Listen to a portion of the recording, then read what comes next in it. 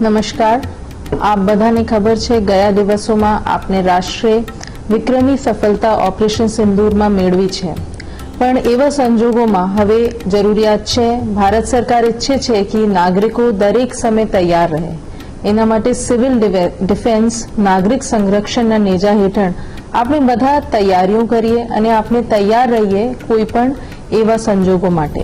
તો આજે આખા ગુજરાતમાં operation shield civil defence exercise એક મોક ડ્રિલ યોજવામાં આવી રહી છે. એની વિગતો આપને સાથે હું વિગતવાર શેર કરું છું. આપણે અરવલ્લીમાં પણ કરવામાં આવી રહી છે. આજે સાંજે એટલે 31 મઈના સાંજે 5 વાગે દરેક પોલીસ સ્ટેશન પર જે સિવિલ ડિફેન્સના વોલેન્ટિયર્સ ગયા દિવસોમાં નોંધાયા છે એ બધાને એક સાયલેન્ટ કોલ કરવામાં આવશે. એટલે કેટલા ઝડપથી એ લોકો ત્યાં ભેગા થઈ શકે છે એમને ટ્રેનિંગ આપવામાં આવશે.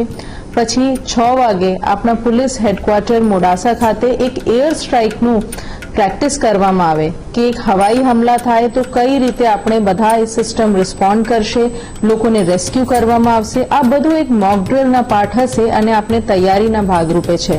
પછી એ લોકોને સાર્વજનિક હોસ્પિટલ ખાતે બ્લડ ડોનેશનની પણ એક તૈયારી કરવામાં આવી છે.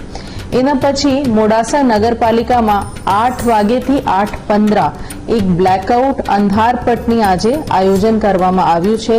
એટલે 8 વાગે મોડાસા નગરપાલિકામાં સાયરન વાગશે.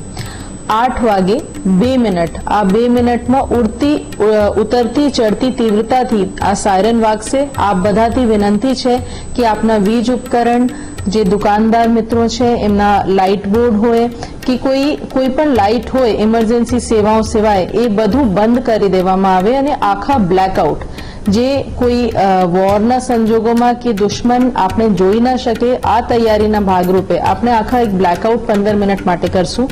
8:15 પર ફરીથી સાયરન વાગશે અને એક સરખી તીવ્રતાથી એ વાગશે. એનો મતલબ છે કે બ્લેકઆઉટનો સમય હવે ઓવર થઈ ગયો છે.